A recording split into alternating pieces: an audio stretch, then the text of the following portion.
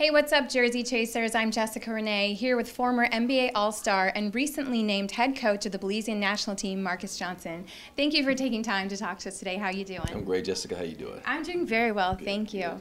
Now, I understand that you have some experience at the high school and collegiate level, but this will be the first time that you're actually taking on the head coaching position. What does this mean to you? Well, it means a lot. It's an opportunity to put a lot of the knowledge that I've gleaned over the years from great coaches, starting with my dad, who was a terrific high school coach in Louisiana back in the 50s, late 50s, early 60s, on to Willie West at Crenshaw High School, the most successful high school basketball coach in California basketball history.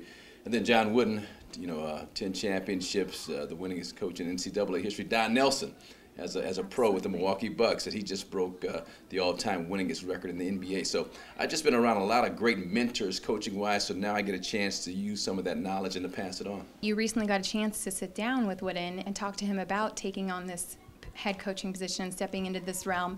What were some tips that he gave you? Well, the first thing Coach talked about was the assistant coaches and delegating responsibility and trying not to, as a head coach, see the whole floor all the time. Let one guy watch the defense, one guy watch the offense. He talked about when he was the coach of UCLA and how he worked 70 to 75% of the practices were based on fundamentals. He also talked about some of the conditioning drills. The 3-on-2 conditioner, he said, was his favorite because then you got a chance to look at a guy not only defensively but passing, shooting the basketball. And then he talked about scrimmaging always at the end because he wanted the fatigue factor to be in the players' minds, and you can really see how a guy operates once he's tired. I mean, he's 99. He was 99 years old at the time that I spoke with him at his condo, and he just started rattling off so many tips. I had to pull out a pad and write some of this stuff down because it was just great insight into the game of basketball from one of the all-time masters. What do the next couple weeks have in store for you? Well, I get out to Belize, and first of all, just kind of getting adjusted to a new environment. I hear it's awful hot down there, so that's going to be one adjustment. But also just kind of looking at the players, looking at the roster and the talent level that we have in Belize. We're going to be playing in the Central Basket Tournament the first week of July in the Dominican Republic, and there's going to be some great pros there. You're talking about guys like Al Horford and Francisco Garcia and Charlie Villanueva from the Dominican Republic, Carlos Arroyo from Puerto Rico,